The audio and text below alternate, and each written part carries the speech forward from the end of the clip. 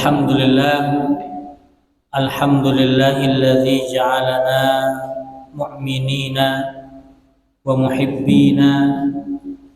Ashhadu an la ilaha illallah wahdahu la syarika lah wa ashhadu anna Muhammadan abduhu wa rasuluh alladzi la nabiyya ba'dah. Allahumma salli wa sallim ala sayyidina Muhammadin wa ala alihi wa ashabihi ajma'in.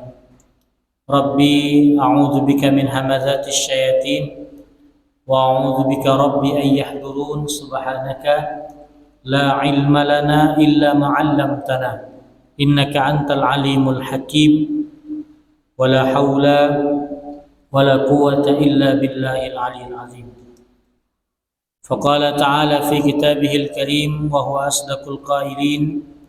A'udzu billahi minasy syaithanir rajim. Yarfa'illahu alladhina amanu minkum walladzina utul ilma darajat wallahu bima ta'maluna khabir. Wa qala Rasulullah sallallahu alaihi wasallam, kun aliman aw muta'alliman aw muhibban aw muta'alliman aw mustami'an aw muhibban fala takun khamisan fatahlak. Shadaqallahul azim wa sadaqa rasuluhul karim. Nahnu ala dzalika minasy syahidin wasyakirin walhamdulillahi rabbil alamin.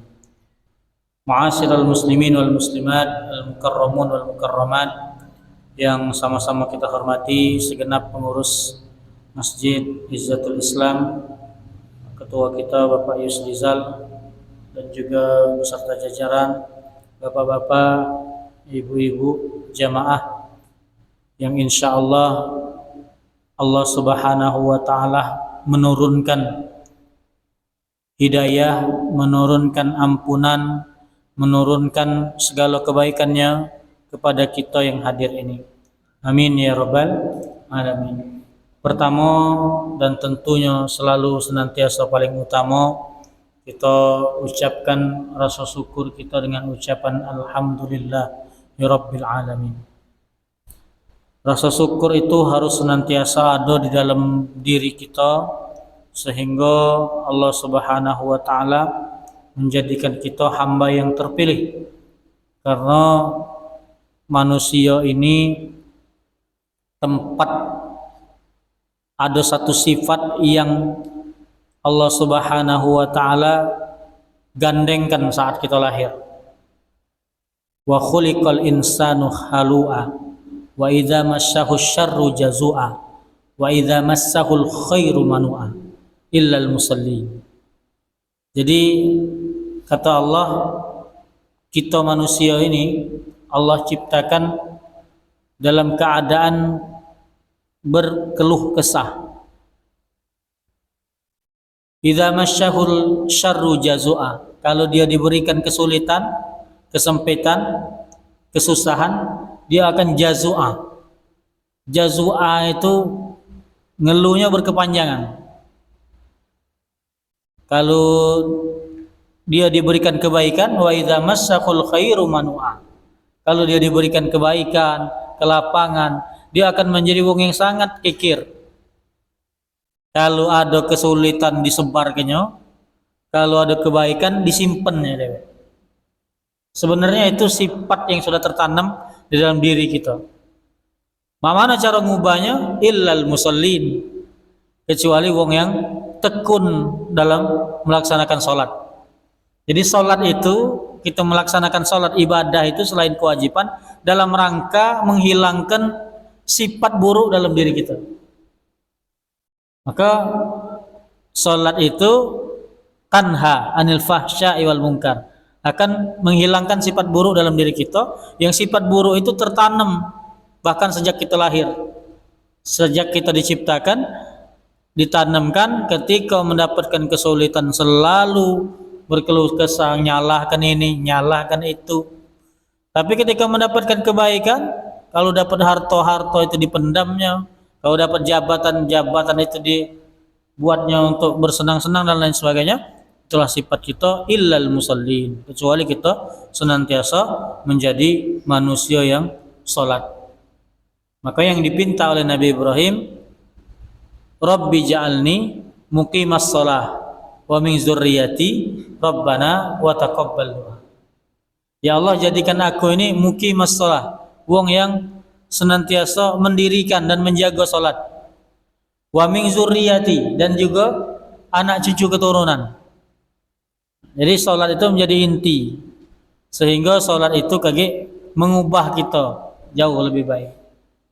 Mudah-mudahan kita termasuk wong yang senantiasa bersyukur. Dengan bersyukur itu senantiasa kita beribadah kepada Allah dengan menjaga salat kita, sehingga Allah perbaiki akhlak kita.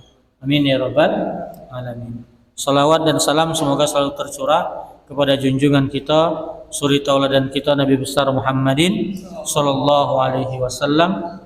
Setiap gerak langkah kita pun kita niatkan dalam rangka menghidupkan, meniru, mencontoh sunnah Rasulullah sallallahu alaihi wasallam. Karena ketika di akhirat kita akan dikumpulkan bersama Nabi sesuai dengan apa yang kita lakukan di dunia ini saat kita menghidupkan sunnahnya. Mudah-mudahan bermajelisnya kita duduk di sini dalam rangka untuk menghidupkan sunnah Nabi, mengkaji ilmu dalam rangka untuk menghidupkan sunnahnya, maka insya Allah inilah bagian daripada bukti kita mencintai Nabi dan menghidupkan sunnah Nabi. Amin ya rabbal alamin. Bapak Ibu jamaah sekalian rahmati Allah, marilah sama-sama kita buka kembali kajian kita ini dengan melafazkan al-basmalah. Bismillahirrahmanirrahim. Alhamdulillah, di beberapa waktu kita libur semenjak Ramadan, kita diberikan kemudahan lagi untuk memulai kembali kajian kita ini, sehingga insya Allah kita bisa mengkaji lagi. Untuk yang bapak-bapak mungkin baru bergabung, kita mengkaji kitab Safinatun Najah. Safinatun Najah ini membahas seputar fiqhul ibadah. Jadi fiqhul ibadah, fikih di dalam beribadah. Maka mudah-mudahan kita bisa memahaminya sedikit demi sedikit, dan insya Allah Allah Subhanahu wa taala memudahkan kita untuk menuntut ilmu. Karena sebagaimana hadis yang kami sebutkan tadi, kata Nabi, kun aliman, jadilah wong yang alim, yang berilmu. Ulama, alimun, alimani, ulama'un. Orang-orang yang berilmu, dititipkan ilmu, yang memahami hadis, yang memahami Quran, yang mampu menghafalnya. Au muta'alliman, kalau belum sampai belum baca jadi aliman, wong yang paham atau mengajarkannya. Muta'alliman, wong yang belajar. Muta'allim itu santri, wong yang fokus dalam belajar. Ajarnya masuk pesantren misalnya, itu muta'alliman. Au mustami'an, ya, kalau kita sekarang kalau umur ini tidak mungkin lagi masuk pesantren, udah liwat. Tapi mustami'an, jadi pendengar ilmu, meskipun kita tidak menghafal Quran, tidak nulis hadis, tapi kita rajin mendengarkan ilmu. Karena ini yang sekarang ini banyak di antara kita yang meninggalkannya. Wong itu senang ibadah, senang baca Quran, senang ke masjid, senang dia berzikir, senang dia beramal, senang dia berwirid, tapi kadang dia tidak senang menuntut ilmu, dengarkan ilmu. Nah, ini problem, sehingga Allah Subhanahu wa taala menjauhkan kita dari hidayah. Karena pintu gerbang daripada hidayah itu ilmu. Duduk kita mendengarkan ilmu, itulah hidayah. Nah, mustami'an itu kalau kita tidak mampu jadi muta'alliman, mustami'an kata Nabi, jadi pendengar ilmu. Au muhibban, tidak sampai jadi mustami'an, tidak baca duduk, ya karena memang di antara kita ada tugas, ada Tugasnya di nafkah muhibban, wong yang cinta dengan ilmu. Dimanapun tempat tidak mesti nak duduk. Zaman sekarang ada banyak media-media untuk belajar. Au muhibban. Fala takun khamisan, kata Nabi. Jangan jadi yang kelima. Alim ida, santri ida, dengarkan ilmu ida, cinta ilmu ida. Yang kelima, ida galo-galonya. Fatahlak, maka engkau akan celaka. Maka kalau sudah empat itu kita tidak, maka kecelakaan untuk kita. Maka Allah Subhanahu wa taala mudah-mudahan menjadikan kita ini sedikit yang kita kaji ini menjadi hujah kita di hadapan Allah bahwa di dunia kita pernah belajar ilmu. Meskipun kadang tidak paham. Ya tujuannya memang ketika kita duduk belajar ilmu, kita bersungguh-sungguh, meskipun kita tidak dapat apa-apa di situ, sebenarnya kita sudah berjihad. Sebenarnya kita dalam rangka berjihad. Mudah-mudahan insya Allah Allah Subhanahu wa taala memudahkan langkah kita. Amin ya rabbal alamin. Bapak Ibu jamaah sekalian rahmati Allah. Bab yang selanjutnya di sini faslun fi ahkamil ma. Pasal tentang hukum banyu. Hanya tentang banyu karena kita masih di bab tentang taharah, bersuci. Al-ma'u qalilun wa katsirun. Banyu itu terbagi jadi dua. Banyu yang dikategorikan qalil, sedikit. Yang kedua dikategorikan katsir, banyak.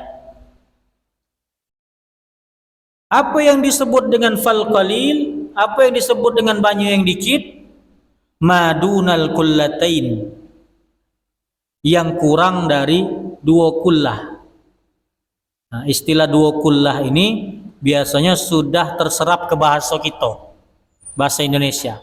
Jadi kalau kita dengar 2 kullah itu biasanya sudah terserap. Nah, wal katsir, air yang banyak itu apa? Air yang banyak itu kullatani fa aktsar. Yang disebut air yang banyak itu kullatani fa aktsar. 2 kullah, sudah sampai 2 kullah atau lebih. Nah. Al-qalilu yatanajjasu biwuqu'in najasah fihi wa illam yataghayyar. Banyu yang sedikit, yang jenis kategori banyu itu kalau disebut sedikit, yang kurang dari 2 kullah, maka dia yatanajjasu biwuqu'in najasah. Ketika dia kemasukan najis, maka dia terhukum najis. Meskipun banyu itu tidak berubah. Meskipun banyu itu tidak berubah. Wal ma'ul kasir la yatanajjasu illa idza taghayyara ta'muhu aw launuhu aw rihuhu. Sedangkan air yang banyak itu tidak terhukumi najis kecuali ketika dia sudah berubah ta'muhu. Ta'mu itu rasa. Rasanya aw launuhu, atau warnanya. Yang ketiga atau rihuhu. Rih itu baunya. Nah, ini yang dijelaskan dalam kitab ini, pasal tentang air, kategori air. Nah, sekarang kita bahas apa itu ma'ul qalil. Ma'ul qalil tadi didefinisikan di dalam kitab ini, disebut bahwa maduna kullatain, kurang dari 2 kullah. Berapa hitungan kullah itu? Dua kullah ini para ulama menyebutkannya, kalau kita buat satu bak. Nah, bak ini ada panjang, ada lebar, ada tinggi. Tempat kita untuk menampung banyu ini. Panjang, lebar, tinggi. Panjang, lebar, dan tinggi itu harus sama, 1 1/4 hasta. Nah, kalau hitungan wong Arab tuh hasta. Berapa satu hasta itu? Kalau satu hasta itu sama ini kurang lebih. Satu seperempat hasta. Satu hasta ditambah 1/4-nya lagi. Nah, kurang lebih itu kalau di senti kan kurang lebih 70 cm atau 80 cm. Tidak sampai daripada 1 meter. Berarti kalau kita genapkan 80 cm, panjangnya 80 cm, tingginya 80 cm, lebarnya 80 cm. Nah, sehingga volume daripada banyu itu kurang lebih 418 liter. Kalau dihitung liternya.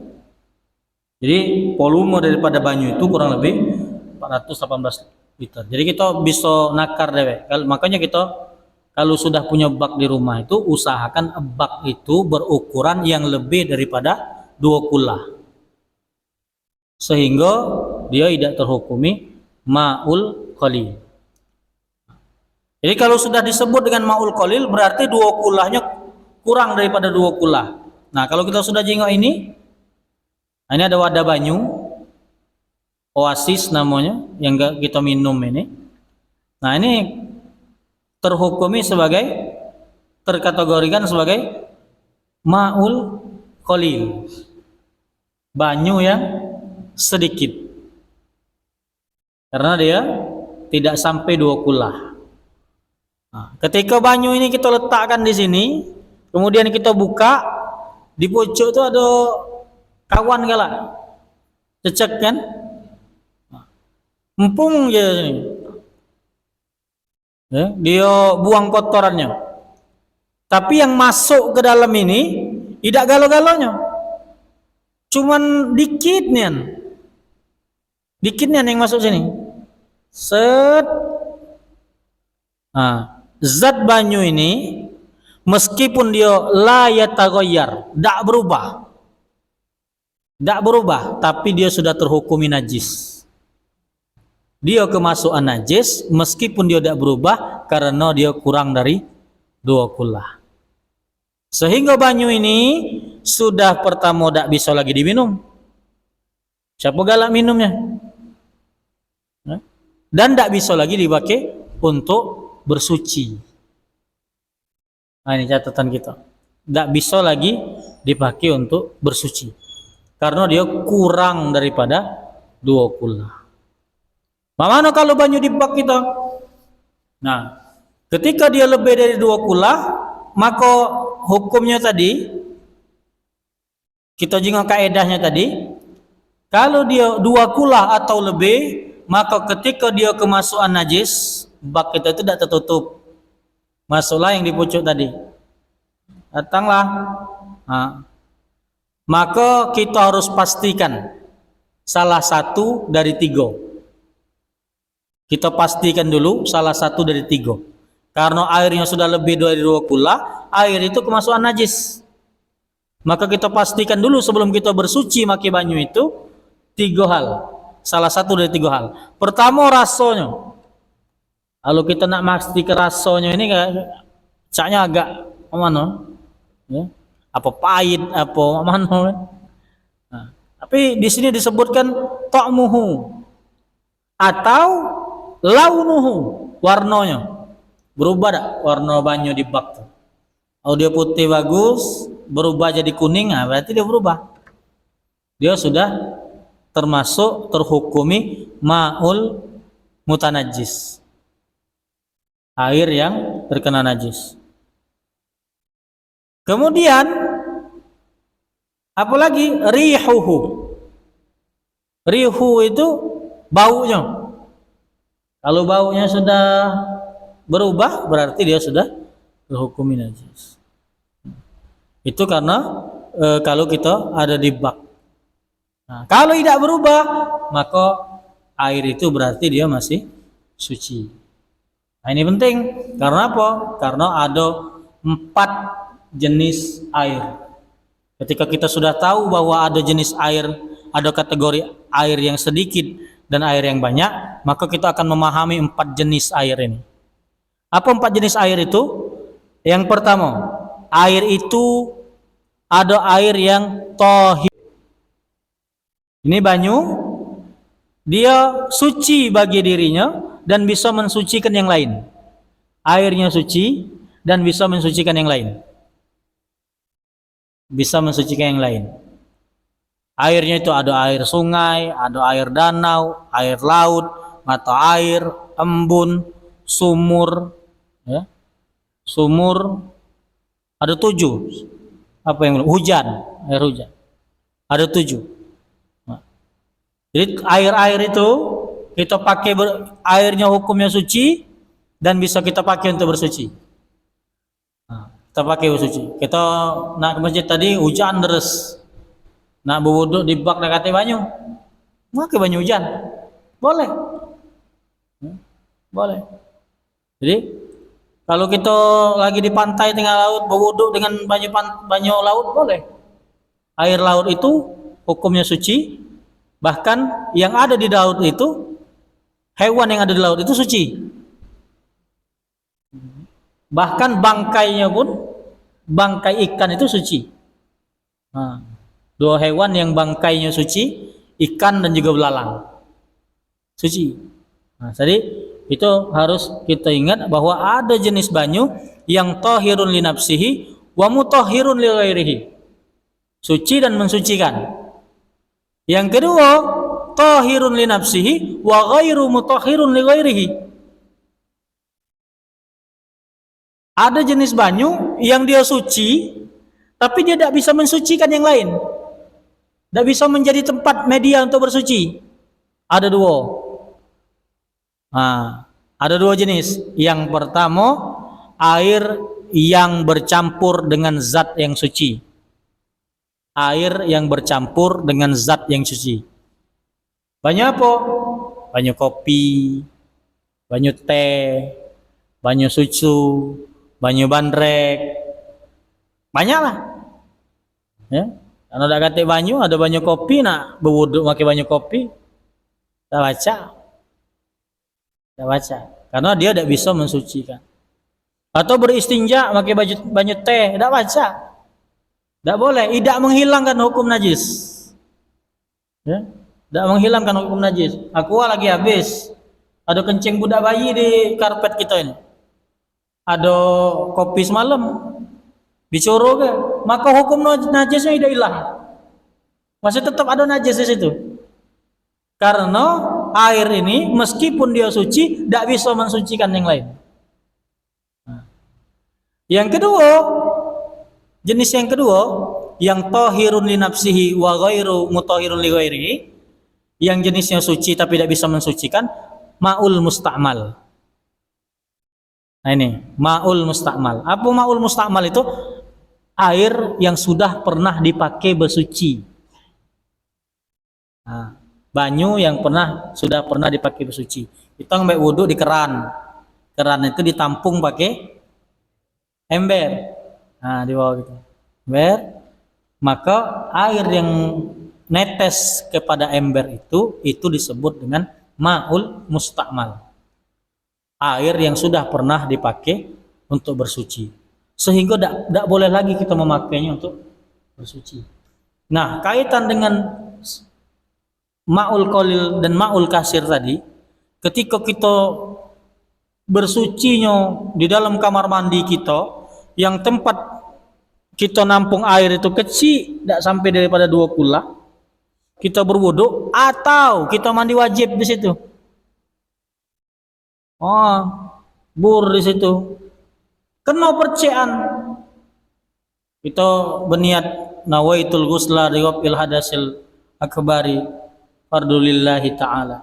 Maka berarti setiap banyu yang sudah mengalir ke dalam tubuh kita itu berarti air musta'mal. Ma'ul musta'mal. Maka ketika dia mercik ke tempat kita menampung air, berarti dia sudah terkontaminasi dengan ma'ul musta'mal. Banyu yang sudah oke. Nah, itu harus kita berhati-hati. Maka biasanya kalau kita kalau orang tua kita dulu dia nyiapkan gentong dewe, gentong banyu, ada yang khusus untuk mandi, ada yang khusus untuk wudu, ada yang khusus lagi untuk minum. Nah, itulah supaya itu berarti kita berhati-hati di dalam menjaga kesucian kita. Ya, jadi berhati-hati, ma'ul musta'mal. Jadi ada air yang sudah dipakai. Ngapa air yang sudah dipakai bersuci itu tidak boleh untuk bersuci lagi? Salah satu karena kaedahnya, kata Imam Syafi'i, bahwa andai kita ini pacak nyingok banyu zat itu dalam keadaan sesungguhnya, ketika sudah dipakai bersuci, bahwa air itu sudah berubah menjadi keruh karena dosa-dosa kita. Karena dosa-dosa kita. Karena setiap kita mengusap wajah kita itu berguguran dosa-dosa kita. Maka sunnahnya Pak, kalau kita berwudu itu tidak perlu dilap. Tidak perlu dilap. Karena setiap tetesan itu, kata Imam Syafi'i, setiap tetesan itu menggugurkan dosa-dosa kita. Tetesan usapan kita ke wajah, usapan kita ke tangan, usapan kita ke rambut, usapan kita ke kaki. Nah, setiap usapan itu air yang sudah kena dengan basuhan kita itu, kalau kita bisa menyaksikan yang sebenar-benarnya bahwa air itu sudah berubah menjadi keruh karena dia sudah tercampur dengan dosa-dosa kita yang terangkat oleh wudu. Maka berwudu itu keutamaannya luar biasa. Sehingga ada para ulama itu yang membiasakan dawamul wudu. Membiasakan berwudu. Jadi wudu itu bukan cuma nak sholat bae. Nak berangkat begawe wudu, nak ke pasar wudu. Nak tidur wudu dulu. Nah apapun itu. Ya. Nah apapun itu. Jadi melakukan dia tidak membatalkan wudunya karena wudu itu sangat luar biasa.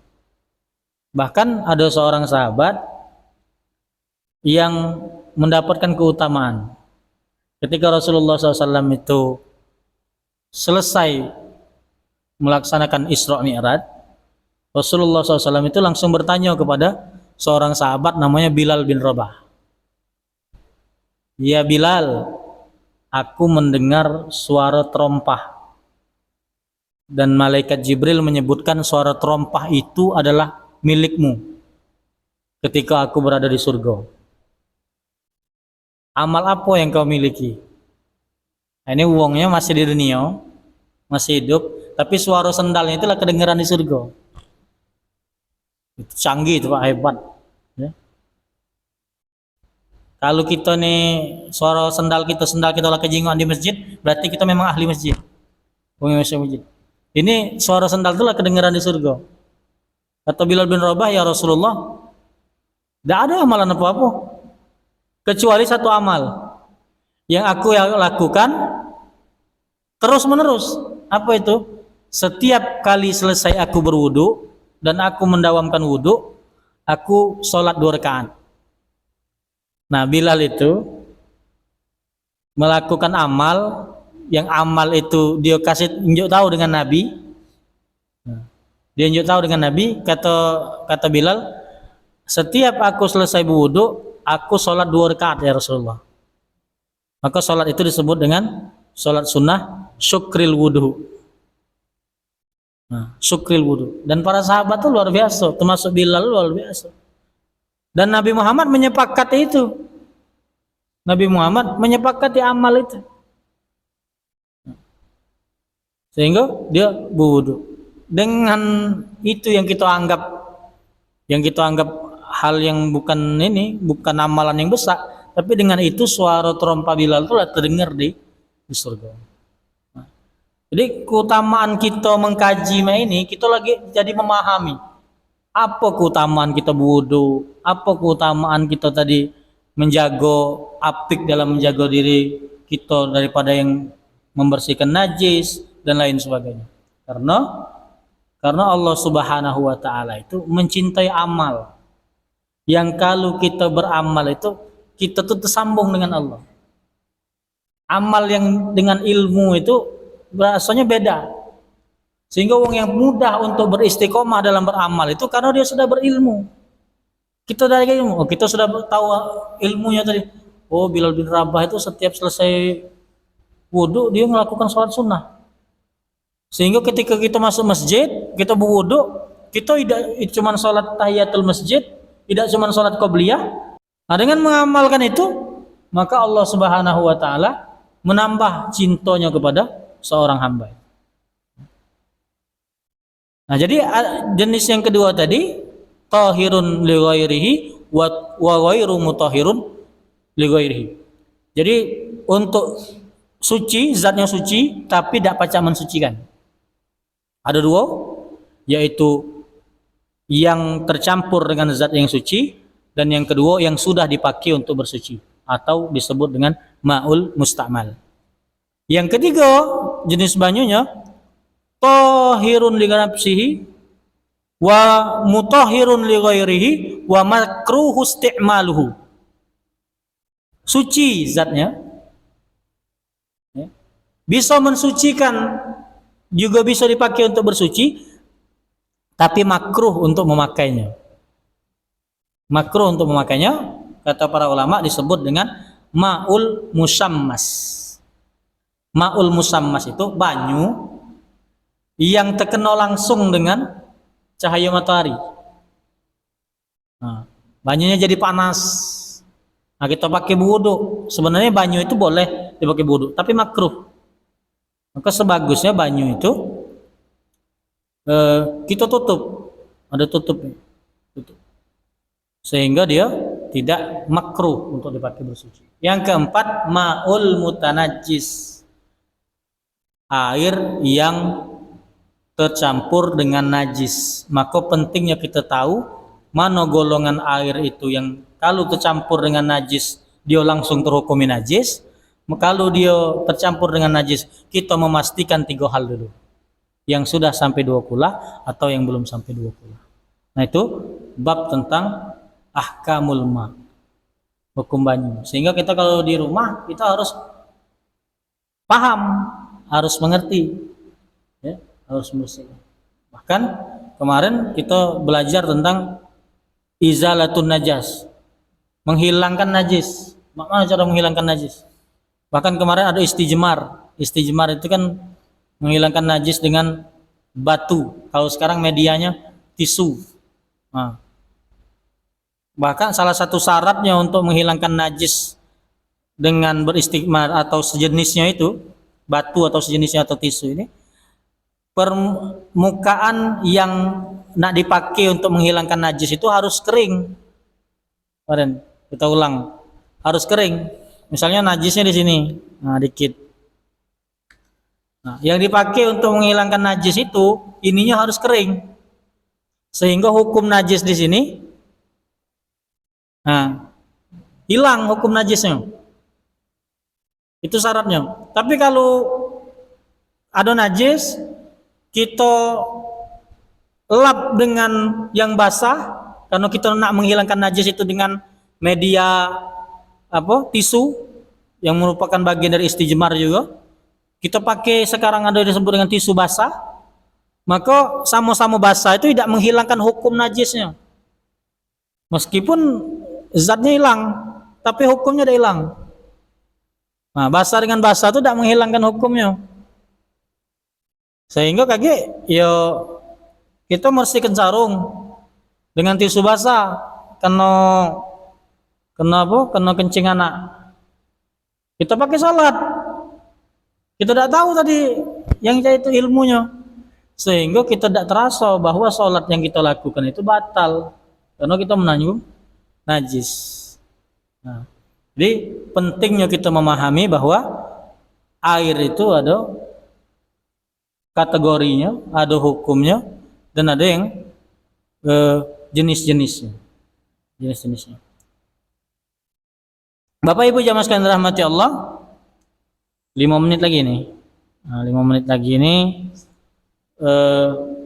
mudah-mudahan membuat kita lebih paham, lebih mengerti bahwa itulah kategori air, ada yang ma'ul qalil, ada ma'ul kasir. Sedikit itu ketika dia kurang dari 2 kula, banyak itu ketika dia 2 kula atau lebih. Ketika air yang sedikit tercampur dengan najis, maka dia sudah terhukumi najis. Ketika air yang banyak tercampur dengan najis, maka kita akan memastikan salah satu dari 3, rasa, warna, dan baunya. Sehingga kita tidak was-was, tidak ngerasa was-was. Kita beristinja, habis kencing kita beristinja pakai air ini, nah airnya bersih berarti, nah maka kita terhukumi kencing itu bersih dan kita bisa sholat. Nah, itu. Wallahu a'lam bishawab. Mudah-mudahan bermanfaat pertemuan kita yang pertama setelah libur Ramadan ini. Insyaallah mudah-mudahan kita senantiasa istiqomah dimanapun kita berada, kita senantiasa mengkaji ilmu, senantiasa duduk belajar ilmu, senantiasa berusaha untuk mengamalkan ilmu itu. Wallahu a'lam bishawab. Mohon maaf atas segala kekurangan. Pada Allah kami mohon ampun. Billahi fisabilil haq. Wastabiqul khairat. Wassalamualaikum warahmatullahi wabarakatuh.